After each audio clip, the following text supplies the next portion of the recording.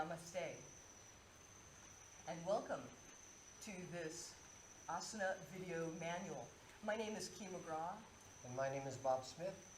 And we are thrilled to bring to you this particular video series that's based on our Asana Photo Manual. Enjoy. Next, we'll be focusing on inversions. As we warm the body up towards those inversions, we'll be calling upon the Sun Salutation, or Surya Namaskar, in a little bit more of a challenging variation. In this one, we'll be building upon our focus in the core work, in which we describe thoroughly and safely the movements through plank and stick. Now still, if you need to allow yourself to release down onto your knees, as we did in the last video offering, you'd be welcome to do that. Make sure you don't hurt yourself, because I want you to continue to enjoy your practice truly for the rest of your life. As such, from here, as you're able, join us in the standing position of Namaskar, with the hands together at the level of the heart, growing upward through to the crown of the head and feeling the feet firmly planted. Just one more breath here. Inhale and lengthen and lift your arms up overhead in Urdhva Mukhasana. The elbows wrapping in, shoulders slide down the back, lifting the ribs up and out of the hips. And one more breath here. Now releasing from the position, hinge at the hips as you fold forward, still maintaining a long neutral spine, bending the knees, lifting the tailbone, lift the head, and lift the chest. One more breath here, gradually developing as you're able. Now from here, stepping your left leg back, place the left knee on the ground. Draw the pelvis up to perpendicular to the ground, so that from here you can lift up your right foot. Feel that you can practice balancing over the left knee so that the pelvis stays vertical. From here, as you're able, you might develop those arms overhead. And one more breath. And releasing from this kneeling warrior position, we'll take the hands down and step your way back in downward dog, Adho Mukha Shivanasana. And one more breath here. Now as you release from the position, lift up your head and draw your way forward into plank position, long and neutral from the heels all the way to the crown of the head. Keep that neutrality as you simply bend the elbows towards 90 degrees, or maybe not that far. And then release and take your way down to the ground. Development through to your cobra with hands or forearms on the ground as you prefer. Lifting up through the tailbone, lift the head and the chest, and the eye gaze is upward in Bhujangasana. And one more breath. Now as you release, come up and back yet again in your down dog of Adho Mukha Shivanasana, bending the knees, lift the heels, lift the tail up nice and high, and one more breath here. Now releasing, step your left leg forward for the kneeling warrior. Draw the pelvis up to perpendicular to the ground, and demonstrate that ability by lifting your left foot, doing so balancing over your right knee. And keeping that as you develop upward with the arms overhead, elbows wrap in, shoulders are sliding down the back. Last breath. Now as you release from the posture, step your way forward to forward bend, Uttanasana, hinging at the hips, neutral through the spine, so lift the head, the chest, and the tailbone, even though we are bending forward. And one more breath here. Now as you release, draw your way back and up and into upward facing position. Lifting the pubic bone, grounding the sacrum. Lift the chest and let the shoulders slide down the back. One more breath here with the eye gaze upward. And as you release, draw your way back into your standing Namaskar. Now pause for just a moment in Tadasana. Just release your hands to the sides of the hips. In doing so, we're starting to take it to your second time through the Sun Salutation.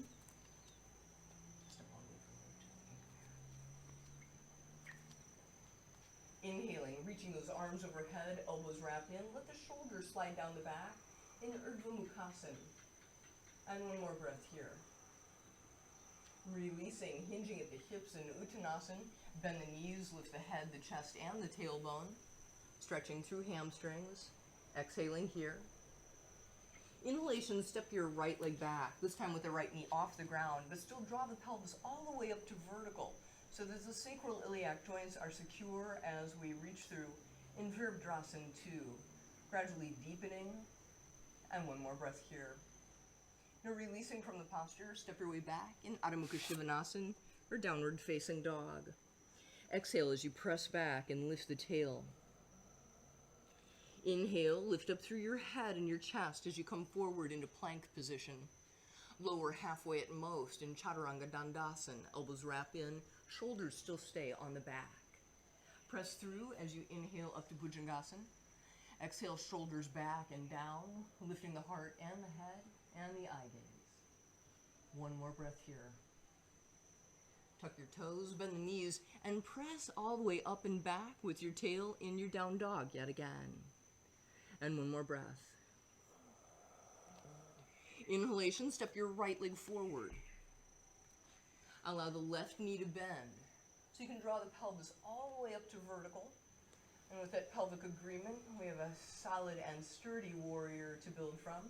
Exhaling, deepening, opening the heart, head and eye gaze comes upward. Inhalation, step to forward bend.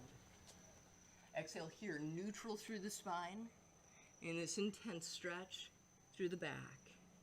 Inhale, back and up into upward facing posture. Exhale, reach it through, opening the heart. Inhaling, returning into your Namaskar position. Feeling the changes, and release back again into Tadasana. Now pause and notice the effects that the Sun Salutation has had on your practice this morning. And as such, we're going to start to shift into time spent more in down dog, as it's a nice beginning style inversion. As such, draw your way back and into your down dog as we practiced before. In this way, taking it into a little variation for the low back stretching. Pick up your right foot and cross it behind the left. Let the right heel come down to the ground so you can shift your right hip up away from right side of rib cage, opening through that side of the body. And one more breath here. Now as you release, come on back through center and change it to your second side. Left foot crosses behind the right, left heel's to the ground. You're lifting your left hip up away from left side of rib cage. And one more breath. As you release, come on back through center, and we'll try playing with one leg at a time in a more challenging way. As you're able, shift your weight into the right foot and lift your left leg up. Initially, that left hip might wing up towards the ceiling like we're demonstrating, and then as you're able, square it back down, evenly horizontal with the right hip. And one more breath here. As you release, you might shift it to your other side with the left foot toward the midline. Lifting up through your right leg, the right hip might lift initially, and then as you're able, square it back and down, evenly horizontal with the left hip. When you're tight in that left calf, you might need to keep the heel up with the knee bent. Gradually, we consider taking it closer to the ground, and a last breath. As you release, come on back through center. And in just a moment, we're going to try to lift up another one of our limbs. With that, shift into the right foot on the ground, lift up your left leg. Keep the hips evenly square, and as you do so, consider lightening the load on the right hand. As you're seeing, you could just slightly draw that right hand back. Over time, with building strength and confidence, the right hand might come by the right hip. As you release from the posture, you can come back to center. And when you get your bearing, you might work that left foot a little closer to the midline. Lift up your right leg and keep the hips on evenly square. Gradually, the shifting is onto the right hand and the left foot. Left hand reaches back. As you grow in strength and confidence, that left hand might be back by the left hip. And one more breath. When you release from the posture, come on back out through to a forearm dog. With your elbows on the ground, feeling a greater challenging stretch, opening through the chest. And we'll be using this as Bob starts to instruct for us the sliding dolphin. From forearm dog, you're going to shift forward. Keep your nose about the same height as you come forward off the ground. Your torso swings forward. Your hips are still lifted. Nose goes over the thumbs approximately, and then back. So this is like a dolphin going over water. And then forward again. Keep the scapula down the back, the hips lifted. And back to the forearm dog. And one more time. Forward over the thumbs with the nose, and back, and then come down and rest in prayer, high hip prayer, like I'm showing, or the regular prayer as Key is showing. Now that last activity of the sliding dolphin sets us up nicely for the more complete expression of the inversions coming next. We'll be shifting to the wall space for 90 degrees at the wall. We're going to do 90 degrees at the wall, both on the hands and the forearms. Measure out a leg distance from the wall. This could be a countertop or a bar, like a ballet bar, or the wall. So you've measured out that leg distance, and then you're going to take your hands that leg distance. So the hands are going to come down, and then we walk up. It's a 90-degree angle, lifting the pelvis, lifting the low scapula, and trying to gain some security by lifting up. The elbows don't fly out, they come in slightly. Now from here, one leg could come up, vertical. Both hips are lifting up towards the top leg, in this case the left leg on Key. You're breathing through it. And second side. Certainly you can take breaks anytime. So as the second leg comes up, the foot against the wall, that hip lifts, both sides of the pelvis lift up towards the top leg, and then come down gracefully and rest in a standing forward bend. These inverted poses, very invigorating. From here, after you've recovered, we're going to do forearm 90 degrees. You could do a headstand hand base. Forearm 90 is more difficult than the handstand 90 because it's more challenging on the shoulder. The hands were where they were previously, and then we're going to walk up the wall. Could be the headstand hand position. Low belly inverts up. You're trying to gain the lift. The challenge is the shoulders to open, the low scapula to lift, and the low belly to lift. This is our forearm 90 degree. And one more breath, lift up as you exhale, and then come down and rest for a moment. Now the forearm stand and the handstand we're going to show against the wall. These could be done out in the center, but it's much easier to do it against the wall, and we recommend the wall. It could be a headstand hand base, and you could go right next to the wall with the hands and kick up from there. Ideally, the hands are separated, and we lift up as Key is showing. You don't want to sway your back too much. Possibly the feet come away from the wall. Likely at first you're just using the wall, trying to maintain length of spine as you're up into the forearm stand against the wall, or as Key is showing, away. And I'll show another demonstration of the same.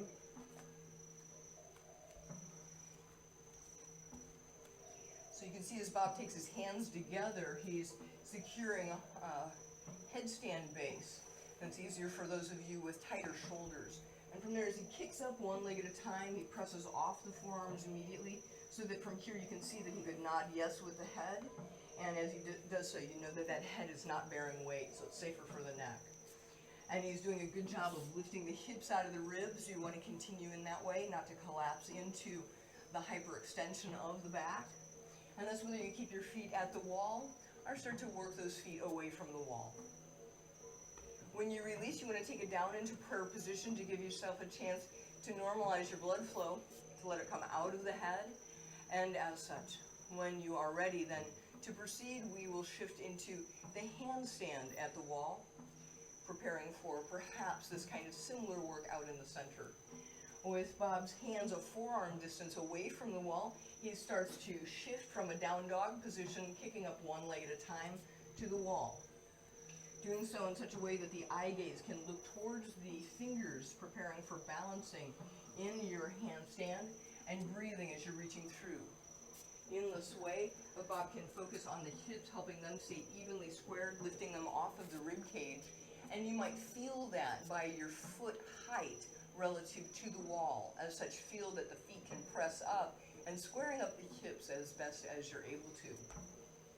Again, when you release down from the position, you want to take it into a prayer posture so that you're allowing the blood flow that has been increased in your head towards our benefit of clearing the vision, clearing the mind, and as such, give yourself a moment to rest it down into your prayer position again.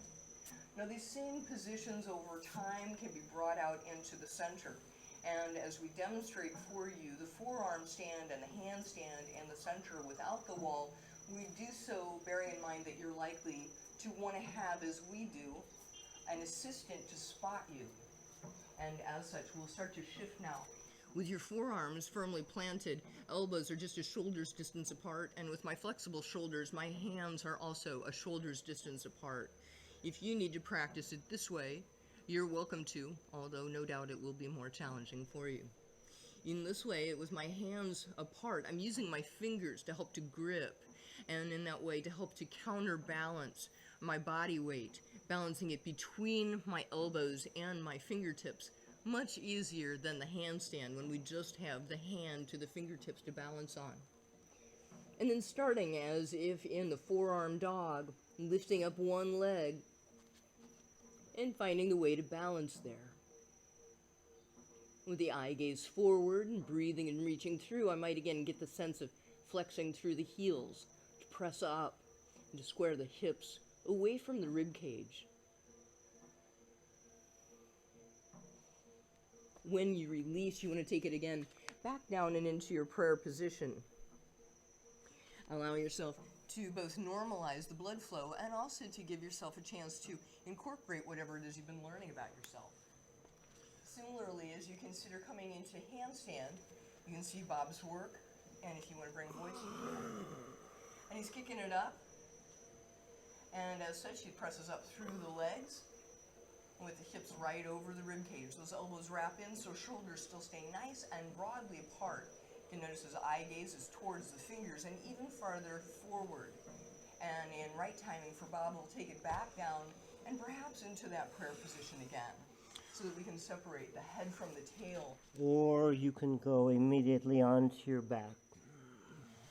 And as Bob's choosing to come immediately onto his back, he's hugging the knees into the chest and taking it into a wind-relieving posture. We'll shift into shoulder stand. Headstand is next. Oh, headstand, okay. We'll shift into headstand next. The best way to do headstand is against the wall until you're well trained. I'll show it against the wall, or Key will show it against the wall.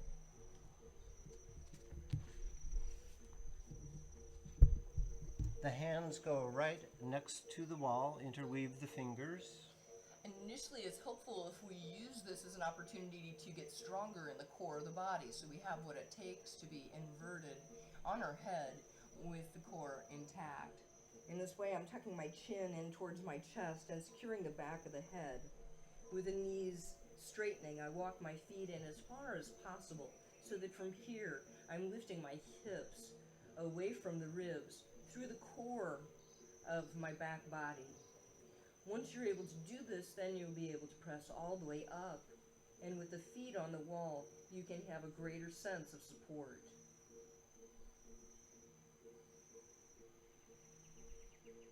Most of the weight's on the forearms, not much on the head. You should be able to lift the head off if you're using the wall. At least access it as a possibility. And then when you're done, you'll come down gracefully. You could come down one leg and then the other, or the more difficult way is to do what Key just did. Certainly you want to rest after the headstand in a prayer position.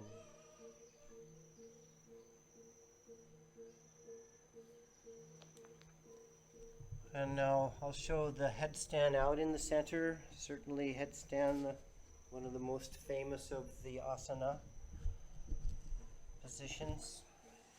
And ideally, as you come into the headstand in the center, you get there the same way that was just demonstrated at the wall. Tipping up through you have the strong core as Bob's demonstrating, so that the legs can come up. You can always bend the knees at a certain point to make it easier for you. And then as is able, developing upward without overly swaying the back. Now Bob's going to start to take it into several of the variations that he appreciates.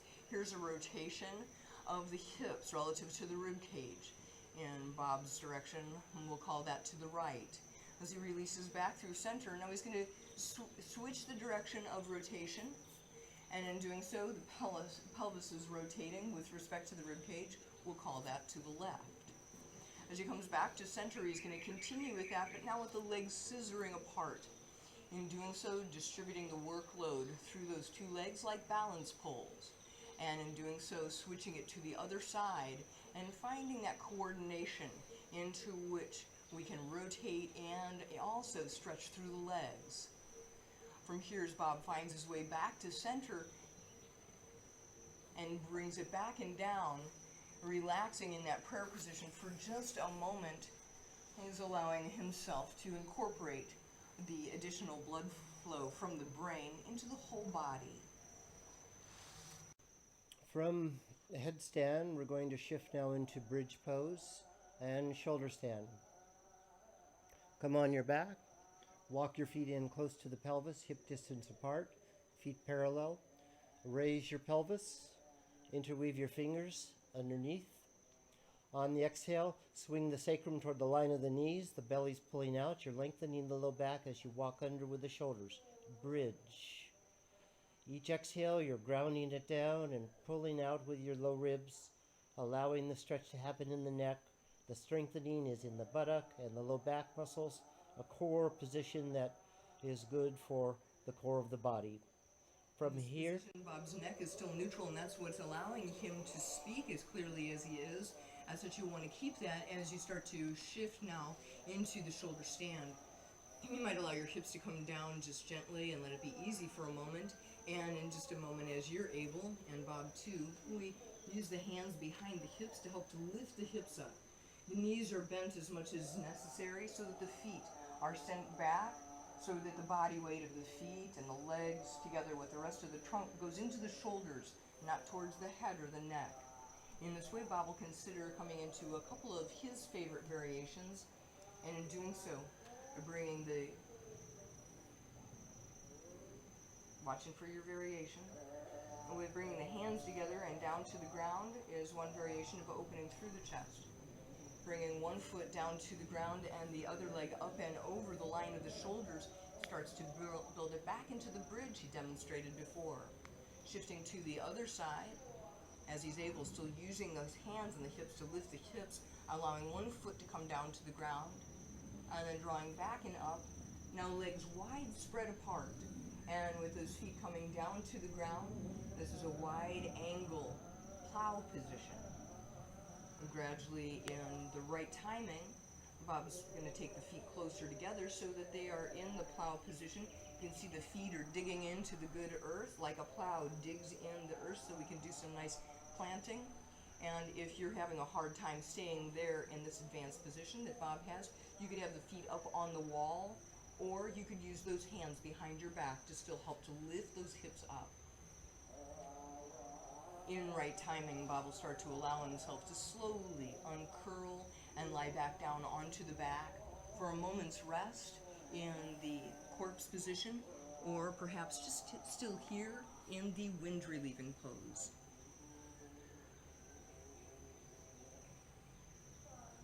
And after these challenging inversions, you might allow yourself a little bit more time to make the transition into the breath work that we'll be offering. this is Ujjayi breathing with retention on the end of the inhale and retention at the end of the exhale. We'll just do 3 of them.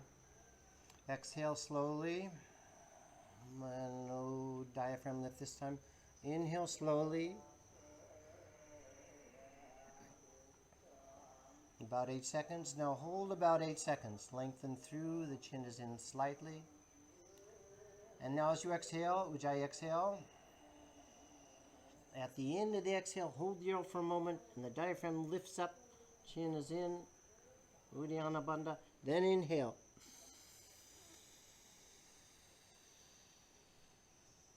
Hold the air in for a moment.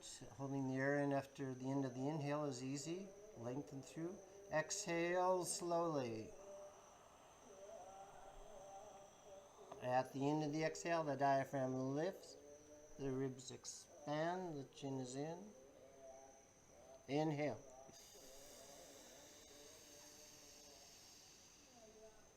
Hold the air in a moment, and we'll do it one more time. Exhale, Ujjayi exhale. And the Anabandha, the diaphragm lifts, the ribs widen. Inhale. And then stabilize with just a couple, 3 normal breaths.